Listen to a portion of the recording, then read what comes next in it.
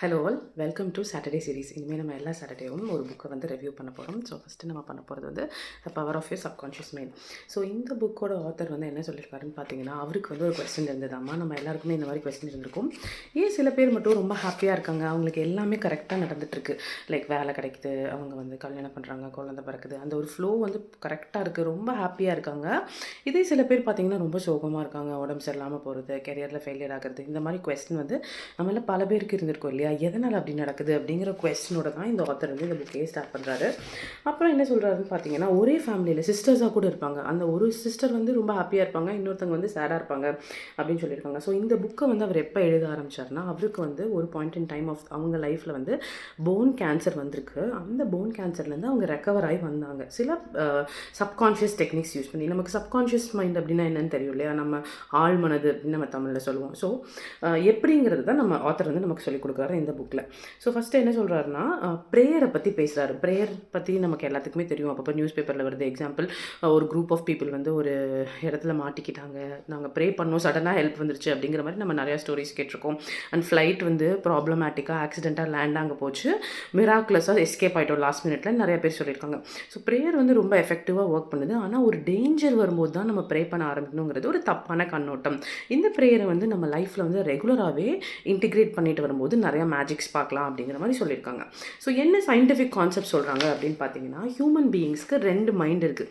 ஒன்று வந்து conscious mind, இன்னொன்று வந்து சப்கான்ஷியஸ் மைண்ட் அப்படின்னு சொல்கிறாங்க. கான்ஷியஸ் மைண்ட் அப்படின்னா ஒரு லாஜிக், கேள்விகள் நம்ம கேட்போம் இல்லையா? ஏன் இது ஒரு இதில் ஏதாவது ஆபத்து இருக்கா? ஒரு தண்ணிக்குள்ளே இறங்குங்கன்னு சொன்னால், இந்த தண்ணி எவ்வளோ ஆழம் இருக்கும், ஏதாவது ஆர்கானிசம்ஸ் இருக்குமா, நம்மளை கடிச்சிருமா, இது நமக்கு சேஃபா, இந்த மாதிரி கேள்விகள் எழுப்பி சந்தேகம் பட்டுட்டே இருக்கக்கூடியது தான் கான்ஷியஸ் மைண்ட். சப்கான்ஷியஸ் மைண்ட் அப்படிங்கிறது தான் நம்ம கடவுள் பக்கத்தில் இருக்கக்கூடிய மைண்டு. ஸோ கடவுள் கூட உன்னோட இணைஞ்சிருக்கிற மைண்டுன்னு சொல்கிறாங்க. இந்த சப்கான்ஷியஸ் மைண்ட் வந்து எப்போவுமே நல்ல விஷயங்களை நினச்சிட்டு பாசிட்டிவான பிலீஃபோட தான் இருக்கும். ஆனால் நம்ம கான்ஷியஸ் மைண்ட் வந்து நமக்கு வந்து நம்மளை சேஃபாக வச்சுக்கிறதுக்காக படைக்கப்பட்டது. ஸோ இந்த கான்ஷியஸ் மைண்டு என்ன சொல்லுதோ அதை வந்து சப்கான்ஷியஸ் மைண்ட் அப்படியே நம்பிரும்னு சொல்கிறாங்க. எக்ஸாம்பிள் வந்து சில பேர் பார்த்துட்டிங்கன்னா, நான் ரொம்ப ஹெல்த்தியாக இருக்கேன், நான் ரொம்ப ஹாப்பியாக இருக்கேன் அப்படின்னு நினைக்கிறவங்களுக்கு அடுத்தடுத்த அந்த மாதிரி சம்பவங்கள் தான் வருது. இதே நீங்கள் ஒரு நாள் நினச்சி பாருங்களேன், எனக்கு உடம்பு சரியில்லை, எனக்கு ரொம்ப டயர்டாக இருக்குது, என்னால் முடியல அப்படின்னு நினைக்கும் போது அடுத்தடுத்து உங்களுக்கு ஒரு ஃபீவர் வருது, கோல்டு வருது, அடிப்படுது, ஏதோ ஒன்று அடுத்தடுத்து ஒரு சீக்வென்ஸாகவே போயிட்டே இருக்கு இல்லையா? ஸோ அதான் சொல்கிறாங்க, நம்ம மைண்டு வந்து நம்ம எதை நம்புகிறோமோ, அதாவது நீங்கள் என்ன விதைக்கிறீங்களோ அதுதான் உங்களுக்கு வளரும். எக்ஸாம்பிள் வந்து ஒரு பொட்டேட்டோவை பிளான் பண்ணிவிட்டு எனக்கு டொமேட்டோ வரணும் அப்படின்னு நம்ம எதிர்பார்க்க முடியாது இல்லையா? ஸோ நல்லவைகளை வந்து உங்களோட சப்கான்ஷியஸ் மைண்டில் விதைச்சிங்கன்னா நல்ல விஷயங்களாக மாறும், கெட்டதை வந்து விதைக்கும் போது கெட்டதாக மாறும் அப்படின்னு சொல்கிறாங்க. இதை வந்து நிறையா எக்ஸாம்பிள்ஸ் கொடுத்து சொல்கிறாரு. எக்ஸாம்பிள்ஸ் ஒரு ப்ரொஃபஸர் வந்து சொல்கிறாரு, அம்மா எனக்கு வந்து அல்சர் வந்துக்கிட்டே இருக்குது, எப்போ தான் இருக்கும்போது அவருக்கு அல்சர் வந்துக்கிட்டே இருக்குது. அப்போ ஆத்தர் வந்து அவரோட ஃப்ரெண்ட் கிட்ட சொல்கிறாரு, நீங்கள் அல்சர் வந்துக்கிட்டு இருக்குங்கிற தாட்டை வந்து மறந்துட்டு இனிமேல் நீங்கள் என்ன டெய்லி நினைக்கிறீங்களா, நான் ரொம்ப ஹெல்த்தியாக இருக்கேன், என் பாடி வந்து சூப்பராக ஃபங்க்ஷன் ஆகுது, ஏன்னா காட் மூலமாக தான் இந்த உடம்பு படைக்கப்பட்டது. ஸோ சப்கான்ஷியஸ் மைண்ட் தான் நம்ம உடம்பை படைச்சது. ஒவ்வொரு ஹார்ட் பீட்டு நமக்கே தெரியாமல், எக்ஸாம்பிள் வந்து நம்ம பசிக்குது, சாப்பிட்றோம், இதெல்லாம் வந்து நம்மளுக்கு அறிஞ்சு நடக்கிற விஷயம் நம்ம உடம்புல. பட் நமக்கே தெரியாமல் நம்ம பாடியில் ஜீரணம் ஆகுது, சுவாசிக்கிறோம், ஏகப்பட்ட ஃபங்க்ஷன்ஸ் நடக்குது இல்லையா? இதெல்லாம் காட் கொடுத்த இன்டெலிஜென்ஸ்னால சப்கான்ஷியஸ் மைண்ட் வந்து தானாக நடத்திட்டு இருக்கு. ஸோ நீங்கள் வந்து அதுக்கிட்ட வந்து நான் ஹெல்த்தியாக இருக்கேன்னு சொன்னால் போதும், அதுக்கே தெரியும் எப்படி எல்லா வியாதிகளையும் குணப்படுத்துறது. ஏன்னா அந்த இன்டெலிஜென்ஸ் ஓட தான் நம்ம எல்லாருமே படைக்கப்பட்டிருக்கோம் அப்படின்னு சொல்கிறாங்க. அதை நம்ம டிஸ்டர்ப் பண்ணாமல் இருந்தாவே போதும். எக்ஸாம்பிள், ரொம்ப ஸ்ட்ரெஸ் ஆகிட்டே இருக்கும்போது நம்ம ஹார்ட்ஸு, லங்ஸு நெகட்டிவாக யோசிக்கும் போது ஸ்டொமக், இதோட ஃபங்க்ஷன் எல்லாம் பாதிக்கப்படுது. அதோட வேலை அதால் செய்ய முடியாது. ஏன்னா நம்ம மைண்ட் வந்து எல்லா டிசீஸுமே வந்து மைண்டில் தான் ஆர்ஜின்ட் ஆகுது அப்படின்னு சொல்கிறாங்க. என்றைக்கு நம்ம மைண்டு வந்து அந்த ஹார்மோனியாக, ஏன்னா நம்ம படைக்கப்பட்டதே வந்து ரொம்ப சந்தோஷமாக வாழ்கிறதுக்கு தான், முழுமையான ஒரு வாழ்க்கை அடையிறதுக்கு. பட் நம்ம வந்து அதில் ரெகுலராக குறை கண்டுபிடிச்சிட்டு இருந்தோம்னா நம்ம ஆர்கன்ஸ் மேலே அது இம்பேக்ட் ஆயிரும், ஆர்கன்ஸ் ப்ராப்ளம் கொடுக்க ஆரம்பிச்சிடும். அதனால தான் எப்போவுமே வந்து ஹோல்சமாக பாசிட்டிவான திங்ஸ் யோசிக்க சொல்கிறாங்க. ஸோ கிட்டத்தட்ட இதுதான் வந்து இந்த புக்கில் வந்து நிறைய எக்ஸாம்பிள்ஸோடு சொல்லியிருக்காங்க. என்னென்ன எக்ஸாம்பிள்ஸ் எல்லாம் சொல்கிறாங்க அப்படின்னா ஒன்று பார்க்கலாம். எக்ஸாம்பிள் வந்து ஒரு ஆக்சிஜன் மாலிக்யூல் கூட ஒரு கார்பன் மாலிக்யூல் சேரும்போது கார்பன் மோனாக்சைடுன்னு பாய்சனஸ் கேஸ் ஆகுது. அதே ஒரு கார்பன் கூட 2 ஆக்சிஜன் சேரும்போது ஹார்ம்லெஸ்ஸான கார்பன் டை ஆக்சைடு வந்துடுது. இந்த மாதிரி சிம்பிளாக சொல்கிறாங்க. லைக் ரொம்ப சிம்பிள் தான். நம்ம வந்து நேச்சுரலாக படைக்கப்பட்டதே ஹாப்பியாக இருக்கிறதுக்கு, சந்தோஷமாக வாழ்கிறதுக்கு. அதை விட்டுட்டு தவறான எண்ணங்கள் என்ன ஓவர் திங்கிங் பண்ணுறோன்னு நம்ம அடிக்கடி சொல்கிறோம் இல்லையா? என்னென்னா கான்ஷியஸ் மைண்ட் கிட்ட வந்து அதை ஆக்சுவலாக நம்ம ப்ராப்பராக யூஸ் பண்ணணும். நம்ம சேஃபாக இருக்கிறதுக்காக கான்ஷியஸ் மைண்ட் வந்து நம்மளை சந்தேகப்பட்டுட்டே இருக்கும். நம்ம சேஃபாக இருக்குமான்னு ரீஅஷூரன்ஸ் கேட்டுகிட்டே இருக்கும். ஸோ எப்போ வந்து கான்ஷியஸ் மைண்ட் வந்து நம்ம உண்மையாகவே அந்த சினாரியோவை அசஸ் பண்ணிவிட்டு, இல்லை நம்ம சேஃபாக தான் இருக்குங்கிற கேரண்டியை நம்ம சப்கான்ஷியஸ் மைண்டுக்கு கொடுத்துட்டே இருக்கும்போது அது நார்மலாக ஃபங்க்ஷன் ஆகிட்டே இருக்கும். அதை விட்டுட்டு ஒன்றுமே இல்லாதது நம்மளாக ஓவர் இமேஜினேஷன் பண்ணி நெகட்டிவ் தாட்ஸ் வர வச்சு பண்ணும்போது தான் எல்லா ப்ராப்ளமுமே ஆரம்பிக்குதுன்னு சொல்கிறாங்க. ஸோ இந்த கான்ஷியஸ் மைண்ட் தான் வந்து வாட்ச்மேன். எக்ஸாம்பிள் இப்போ நான் இருக்கேன், ஒரு தாட் எனக்கு வருது. எக்ஸாம்பிள் வந்து ஐயோ எனக்கு வந்து காய்ச்சல் அடிக்க போகுது, நான் சிக்காக போகிறேன் அப்படின்ற ஒரு தாட் வரும்போது என் கான்ஷியஸ் மைண்ட் வந்து என்ன சொல்லணும், இல்லை உனக்கு காய்ச்சல் வராது, நீ ஹெல்தி ஃபுட் சாப்பிட்டுட்ருக்க, உன் உடம்பு நம்ம நல்லா பார்த்துக்குறோம், பேசிக்காக நம்ம ஹாப்பியாக இருக்கோம், பீப்புள் கூட பேசுகிறோம், என்னோடய நாலேஜை நான் டெவலப் பண்ணுறேன். அதாவது நம்ம எதுக்காக படைக்கப்பட்டிருக்கோமோ நம்மளோட ஒரு நாளோட டாஸ்க்கை நம்ம ப்ராப்பராக பண்ணிகிட்ருக்கோம். யாருக்காவது 2 பேருக்கு ஹெல்ப் பண்ணுறீங்களா, நீங்கள் உங்கள் நாலேஜை இம்ப்ரூவ் பண்ணிக்கிறீங்களா, உங்கள் ஹெல்த்துக்காக ஏதாவது பண்ணுறீங்களா? ஸோ இதெல்லாம் சொல்லி நம்ம என்ன பண்ணலாம், சப்கான்ஷியஸ் மைண்டாக அஷூரன்ஸ் பண்ணலாம். இல்லை நான் என்னோடய வேலைகளை கரெக்டாக தானே பார்த்துட்ருக்கேன், ஸோ கடவுள் என்னை பார்த்துக்குவார், எனக்கு ஃபீவர் வராது, எந்த ஹெல்த் இஷ்யூ வராது அப்படிங்கிற மாதிரி அஷூரன்ஸ் கொடுத்துட்டோம்னா எந்த ப்ராப்ளமும் வராது அப்படிங்கிற மாதிரி சொல்கிறாங்க. ஸோ நெக்ஸ்ட்டு வந்துட்டு என்ன எக்ஸாம்பிள் சொல்கிறாங்கன்னா, எக்ஸாம்பிள் வந்து எக்ஸ்டர்னல் ஃபேக்டர்ஸ் நிறையா உள்ளே வரும். யாராவது நம்மளை பயமுறுத்தி விட்ருவாங்க, வந்து போச்சு போ, நீ பார்க்குறக்கு உடம்பு சரியில்லாத மாதிரி இருக்கு, உனக்கு உடம்பு சரியில்லாமல் ஆயிரும்னு சொன்னால் நம்ம நிஜமாவே உடம்பு சரியில்லாமல் ஆயிடுவோம். அதுக்கு என்ன எக்ஸாம்பிள்னா, ஒரு நாள் வந்து ஒருத்தங்க வந்து சீல ட்ராவல் பண்ணிகிட்ருக்காங்க.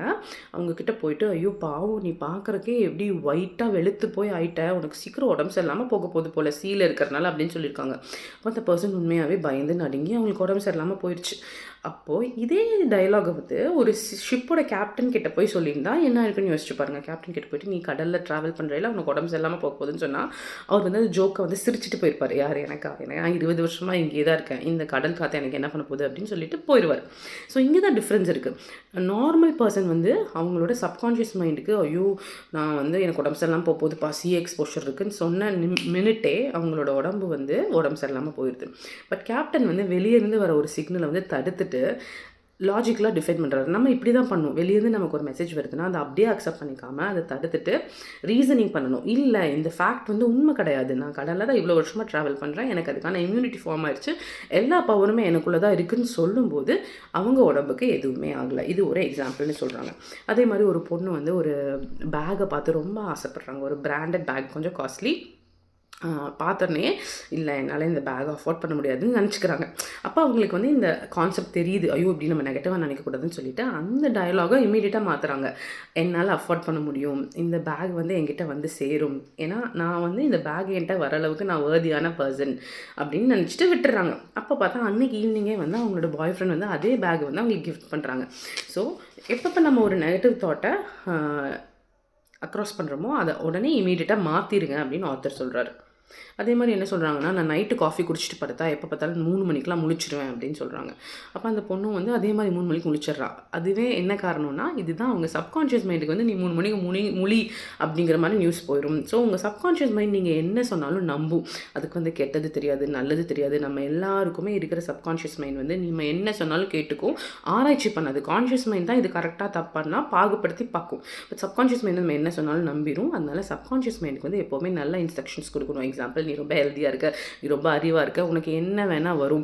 எக்ஸாம்பிள், உன் ஃப்ரெண்டு கார் வாங்குறா, பணக்காரங்களாக இருக்காங்க அப்படின்னு நினச்சிங்கன்னா நம்மளாலையும் பண்ண முடியும். ஏன்னா கடவுள் வந்து நம்மளை எல்லோரும் சமமாக தான் படிச்சிருக்காங்க. ஒரு ஹியூமன் பீயிங்னால் அதை பண்ண முடியும்னா நம்மளாலையும் கண்டிப்பாக பண்ண முடியும். அவங்கள நினச்சி நம்ம ஜெல்லசி பட்டு வயிறறிஞ்சு நம்ம ஆர்கன்ஸை டேமேஜ் பண்ணுறதுக்கு பதிலாக அவங்களுக்காக நம்ம ஜென்யூனாக சந்தோஷப்படலாம். சந்தோஷப்பட்டுட்டு அவங்களுக்கு முடியும்னா எனக்கும் முடியும்னா அதுக்கான ஹார்ட் ஒர்க்கை போடணும். டெடிக்கேட்டடாக பண்ணும்போது எனிதிங் இஸ் பாசிபிள் அப்படிங்கிற மாதிரி மைண்ட் செட்டில் நம்ம நடக்கலாம். அதே மாதிரி ஒருத்தர் இருந்திருக்காரு, ஒரு லேடி இருந்திருக்காங்க. அவங்களுக்கு 75 வயசு. ரொம்ப தனியாக இருந்திருக்காங்க, தனிமையில் இருந்திருக்காங்க. டிவோர்ஸ் வேறு ஆயிடுச்சு. அப்போ நம்ம தனியாக இருக்கோம், விரக்தியாக இருக்குது லைஃப் அப்படின்னே நினச்சிட்டு இருக்காங்க.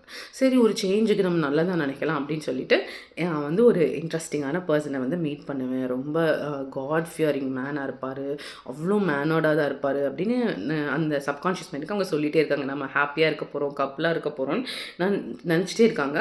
கொஞ்ச நாளில் அவங்க வந்து அதே மாதிரி ஒரு பர்சனை மீட் பண்ணி அவங்க ஹனிமூனுக்கு யூரோப் டூர் போயிருக்காங்க. ஸோ யோசிச்சு பாருங்கள் எந்த அளவுக்கு சப்கான்ஷியஸ் மைண்ட் எஃபெக்டிவாக யூஸ் ஆகுது. நம்மளுக்கு அதை யூஸ் பண்ண தெரியணும், அதுதான் டிஃப்ரென்ஸு. ஸோ நெக்ஸ்ட் என்ன சொல்கிறாங்கன்னு பார்த்தீங்கன்னா,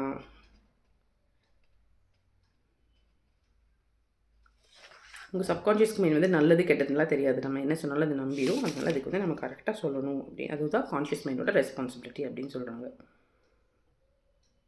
இதே நீங்கள் ஏதாவது தப்பான விஷயம் சொல்லிட்டீங்க தெரியாமல் அப்படின்னா, நம்ம உடனே அதை மாற்றிட்டோம்னா ரெடி ஆயிரும் அப்படின்னு சொல்கிறாங்க. இன்னொருத்தரையும் என்ன ஆயிடுச்சுன்னா, ஒருத்தரோட பொண்ணுக்கு வந்து ரொம்ப உடம்பு முடியாமல் இருந்திருக்கு. அப்போ அவர் என்ன சொல்லியிருக்காருன்னா, என் பொண்ணுக்கு வந்து உடம்பு நல்லாயிடுச்சுன்னா என்னோட ரைட் ஹேண்டை நான் வந்து கொடுத்துட்றேன் அப்படின்ற மாதிரி சொல்லிட்டார்.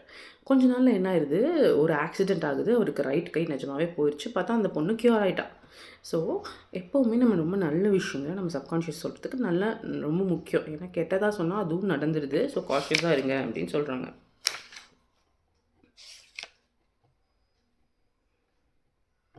அதே மாதிரி ஒரு சிங்கர் வந்து ஒரு ஸ்டேஜுக்கு சிங் பண்ண போகிறாங்க. நியூ சிங்கர், அவங்களால பாடவே முடியல. பயந்து நடுங்கிட்டாங்க, தொண்டெல்லாம் சோக் ஆயிடுச்சு. ஆனால் அப்போ என்ன கொஞ்சம் கம்போஸ்ட் ஆகிட்டு என்னால் நல்லா பாட முடியும், நான் பாடுறது வந்து எல்லாத்துக்கும் இனிமையாக கேட்க போகுது அப்படிங்கிற மாதிரி ரீஷூர் பண்ணியிருக்காங்க. அதே மாதிரி அந்த ஷோவில் வந்து அவங்க சூப்பராக பெர்ஃபார்ம் பண்ணிட்டு வந்துட்டாங்க அப்படின்னு சொல்கிறாங்க. ஸோ இதெல்லாம் தான் நடந்துகிட்ருக்கு. இன்னொருத்தவங்க வந்து என்ன பண்ணிட்டாங்கன்னா, ஒரு ஹாரோஸ்கோப் பார்க்க போயிருக்காங்க. அப்போ அந்த லேடி சொல்லியிருக்காங்க, நீ இன்னும் 15 டேஸில் இறந்துருவேன்னு சொல்லியிருக்காங்க. ஸோ இந்த நபர் வந்து அதை அப்படியே நம்பிட்டு வந்து உயிரெலாம் எழுதி வச்சார். அதே மாதிரி 15 டேஸில் செத்துட்டார். கடைசியில் பார்த்தா அந்த லேடி அவ்வளோ பவர்ஃபுல்லாக பார்த்தீங்கன்னா கிடையாது. இவர் வந்து ஃபுல்லாக நம்பிட்டார், நான் 15 டேஸில் இறந்துடுவேன் நம்பிட்டார். அதே மாதிரி அவர் இறந்துட்டார். அவர் நினச்சிருந்தா அதை மாற்றி அமைச்சிருக்கலாம். பட் ஆனால் அவர் அதுலேயே பயந்து செத்துட்டார். ஸோ நம்ம எப்போவுமே என்ன மாதிரி லைஃப்பில் ஒரு இக்கட்டான சுச்சுவேஷன் இருந்தாலுமே நம்ம வந்து எப்போவுமே ஹெல்த்தை சூஸ் பண்ணணும், லவ்வை சூஸ் பண்ணணும், லைஃப்பை சூஸ் பண்ணணும். ஏன்னா அதுக்கு தான் நம்ம படைக்கப்பட்டிருக்கோம். நல்லா வாழணும், ஹாப்பியாக இருக்கணுங்கிறதுக்காக தான் நம்ம படைக்கப்பட்டிருக்கோம் அப்படின்னு சொல்லியிருக்காங்க. ஸோ நெக்ஸ்ட்டு பார்த்தீங்கன்னா, நம்ம ஆத்தர் என்ன சொல்கிறாருன்னா, மென்டல் அனஸ்தீஷியா அப்படின்னு ஒரு கான்செப்ட் சொல்கிறாங்க. இதை யாராவது கேள்விப்பட்டிருக்கீங்களா? மென்டல் அனஸ்தீஷியாங்கிற கான்செப்டை யூஸ் பண்ணி தான் 1843 1846 வரைக்கும் ஒரு இந்தியன் டாக்டர் எஸ்டேல் அப்படிங்கிறவர் சர்ஜரி பண்ணியிருக்காரு பேஷண்ட்ஸ் மேலே, ஹண்ட்ரட்ஸ் ஆஃப் பேஷண்ட்ஸ் மேலே. ஏன்னா அப்போ வந்து அனஸ்தீஷியாலாம் கண்டுபிடிக்காத டைம். ஸோ ஒரு சர்ஜரி கொண்டு போகிறதுக்கு முன்னாடி அந்த பேஷண்ட்டை வந்து ஒரு சப்கான்ஷியஸான ஒரு தூக்க நிலைக்கு கொண்டு போயிருக்காங்க. தூக்க நிலைக்கு கொண்டு போயிட்டு, நான் உனக்கு இப்போ சர்ஜரி பண்ண போகிறேன், உனக்கு வலிக்கவே வலிக்காது, பிளட் லாஸ் சுத்தமாக ஆகாது, எந்த இன்ஃபெக்ஷனும் ஆகாது அப்படின்னு சொல்லிட்டாரு. அதே மாதிரி அனஸ்தீஷியா இல்லாமல் அவங்க மேலே சர்ஜரி பண்ணியிருக்காங்க. அவங்க வலி எதுவுமே உணரல. ரெக்கவரி ரேட் வந்து ரொம்ப சூப்பராக இருந்திருக்கு. கிட்டத்தட்ட 90% ரெக்கவர் ஆகிட்டாங்க எல்லாருமே ரொம்ப ஹெல்த்தியாக. ஸோ வேர்ல்டில் இருக்கிற எல்லாருமே இதை ரொம்ப ஆச்சரியப்பட்டு ரிசர்ச் பண்ணாங்க, எப்படி இவர் இப்படி ஒரு விஷயத்தை ப்ராக்டிஸ் பண்ணார் அப்படின்னு சொல்லிட்டு. காரணம் வந்து அந்த பேஷண்ட்டோட சப்கான்ஷியஸ் மைண்டுக்கு ஒரு மயக்க நிலையில் அவர் சொல்லியிருக்காரு, உனக்கு ஒன்றுமே ஆகாதுங்கும் போது அந்த பேஷண்ட் வந்து ரொம்ப ஹாப்பியாக, ஆமாம் எனக்கு ஒன்றுமே ஆகாதுன்னு நம்பிக்கையோடு இருந்திருக்காங்க. இதே மாதிரி நிறைய விஷயங்கள் நம்ம வந்து ஒரு டேப்லெட் போட்டு தான் நோயை குணப்படுத்த முடியும்னு கிடையாது. வேர்ல்டுலேயே நிறைய ஃபேமஸான ஹீலிங் சென்டர்ஸ் இருக்குது. இங்கெல்லாம் போனேன், இவங்க வந்து என்னை வந்து இங்கே விளக்கேற்ற சொன்னாங்க, இந்த கோயிலில் அப்படி பண்ண சொன்னாங்கன்னு சொல்லும்போது அது நடக்குது. என்ன காரணம்னா, ஒரு ரெமெடியை பரிகாரம் நம்ம பண்ணும்போது நம்ம மைண்ட் அதை முழுமையாக நம்பும்போது அது நமக்கு நடந்துடுது அப்படிங்கிற மாதிரி சொல்கிறாங்க. அதுதான் பவர், நம்ம மைண்டில் தான் எல்லா பவருமே இருக்குது அப்படின்னு சொல்கிறாங்க. இந்த கான்செப்ட்ஸ் வந்து நம்ம இதுக்கு முன்னாடி இருந்த ஃபேமஸான பர்சன்ஸ் எல்லாருக்குமே தெரிஞ்சிருக்கும். நம்ம ஜீசஸாக இருக்கட்டும், மோசஸ், ஐசையா, புத்தா, இவங்க எல்லாருக்குமே இந்த கான்செப்ட் தெரிஞ்சிருக்கு. இந்த கான்செப்ட்ஸை அவங்க ப்ராக்டிஸ் பண்ணியிருக்காங்க அப்படிங்கிற மாதிரி சொல்கிறாங்க. ஏன்னா நம்ம பாடி இருக்கட்டும், எல்லா ஆர்கன்ஸாக இருக்கட்டும், எவ்வளோ ஒரு இன்டெலிஜென்ட்டாக படைக்கப்பட்டிருக்கு. ஆட்டோமேட்டிக்காக அதுக்கு அதை சரி பண்ணிக்க தெரியும். ஏன்னா ஒரு ஒன்றுமே இல்லை, அம்மாவோட கருவறையிலேருந்து நம்ம ஒவ்வொரு பார்ட்டும் அழகாக செதுக்கி எடுக்கப்பட்டது. ஸோ அந்த இன்டெலிஜென்ஸ்க்கே தெரியும் அதை எப்படி காப்பாற்றணும் அப்படிங்கிறதும் சொல்கிறாங்க. ஸோ நிறையா பேர் அவங்க கேன்சரை குணப்படுத்திருக்காங்க. கண்ணு தெரியாத எடுத்தவங்களுக்கு கண்ணு தெரிய ஆரம்பிச்சிருக்கு. ஸோ ஜீசஸ் வந்து ரொம்ப ஃபேமஸ் ஹீலர்னு சொல்கிறாங்க. கண்ணு தெரியாதவங்க நிறையா பேருக்கு ஜீசஸ் வந்து ஹீல் பண்ணியிருக்காரு. ஹீல் பண்ண உடனே அவர் என்ன சொல்லுவார்னா, இதை பற்றி நீங்கள் யார்கிட்டையும் டிஸ்கஸ் பண்ண வேணாம்னு சொல்லிடுவார். என்ன காரணம்னா, நம்ம நினைப்போம் கண்ணு பற்றும் திருஷ்டி அப்படின்னு நினைப்போம். பட் ஆனால் உண்மையான விஷயம் என்னென்னா, நம்ம அடுத்தவங்க கிட்ட டிஸ்கஸ் பண்ணும்போது அவங்க வந்து இல்லை உனக்கு நல்லாவே ஆகலை போ அப்படின்னு ஒரு வார்த்தை சொல்லிட்டோம்னா, நம்ம மைண்ட் அப்போ தான் ஒரு ஹீலிங் ஸ்டேஜில் இருக்குது. ஃபுல்லாக ஹீல் ஆகலை, ரெடி ஆகிட்டு வந்துட்டுருக்கோம். அப்போ வந்து நம்மளோட சப்கான்ஷியஸ் மைண்ட் வந்து ஒரு வேளை அதை நம்பிடுச்சுன்னா ப்ராப்ளம் ஆயிருங்கிறனால தான் இதை பற்றி டிஸ்கஸ் பண்ண வேண்டாம் அப்படின்னு சொல்கிறாங்க. எல்லாரும் ஒரே மாதிரி பாசிட்டிவாக கமெண்ட் பண்ணுறது இல்லையா, அதனால தான். சில பேருக்கு என்ன சொல்கிறாங்கன்னா, ரொம்ப ப்ராப்ளம் இருக்கிறவங்கள தூங்க வைக்கிறாங்க. சில கண்ட்ரீஸில் தூங்க வச்சுட்டு நீ தூங்கும்போது கடவுள் வந்து உன்னோட வியாதியை சரி பண்ணிட்டு போயிடுவா அப்படின்னு ஸ்ட்ராங்காக நம்ப வச்சுருவாங்க. அதே மாதிரி தூங்கின பேஷண்ட்ஸ் வந்து ஆமாம் கனவுல கடவுள் வந்தார், என் வியாதி போயிடுச்சு அப்படிங்கிற மாதிரி முழிச்சு சொல்லியிருக்காங்க. இந்த மாதிரி மிரக்கல்ஸும் உலகம் பூரா நடந்துகிட்ருக்கு. ஸோ நம்ம சொன்ன மாதிரி எல்லா டிசீஸுமே மைண்டில் தான் ஆரம்பிக்குது. நம்ம மைண்டு நல்லா இருந்ததுன்னா எந்த ப்ராப்ளமுமே நம்மளுக்கு வராது. ஓவர் ஸ்ட்ரெஸ் எடுக்கும்போது தான் எல்லாமே வருதுன்னு சொல்கிறாங்க. அதே மாதிரி திடீர்னு ஒரு பேஷண்ட்க்கு வந்து டங் பேராலிசிஸ் ஆயிடுச்சு, அவரால் பேச முடியல. அப்போ என்ன பண்ணியிருக்காங்கன்னா, ஒரு டாக்டர் வந்து நான் வந்து உனக்காக ஒரு ஸ்பெஷல் இன்ஸ்ட்ருமெண்ட் வச்சுருக்கேன், அந்த இன்ஸ்ட்ருமெண்ட் வச்ச உடனே நீ பேசிடுவே அப்படின்னு சொல்லிட்டு அந்த இன்ஸ்ட்ருமெண்ட்டை இன்ட்ரடியூஸ் பண்ணுறாங்க. அது வச்சு எடுத்தோடனே அந்த பேஷண்ட் பேசிட்டாங்க. அப்புறம் தான் அந்த டாக்டர் கிட்ட சீக்கிரட்டாக என்ன டாக்டர் பண்ணீங்கன்னு கேட்டால், ஒன்றும் இல்லை நான் வாயில் வந்து ஃபீவர் தெர்மாமீட்டர் தான் வச்சேன், பட் ஆனால் அவனோட சப்கான்ஷியஸ் மைண்டில் உனக்கு சரியாயிரும் நான் நம்ப வச்சுட்டேன், அவன் அதை நம்பினால அவனுக்கு சரியாயிடுச்சு அப்படிங்கிற மாதிரி சொல்கிறாங்க. ஸோ இப்போ வரைக்கும் இந்த புக்கில் வந்து இவ்வளோ கான்செப்ட்ஸ் தான் டிஸ்கஸ் பண்ணுறாங்க. மேலும் என்ன நடக்குது அப்படிங்கிறத நெக்ஸ்ட் பார்ட்டில் பார்ப்போம். தேங்க்யூ. நீங்களும் ரீட் பண்ண ஆரம்பிங்க என் கூட சேர்ந்து.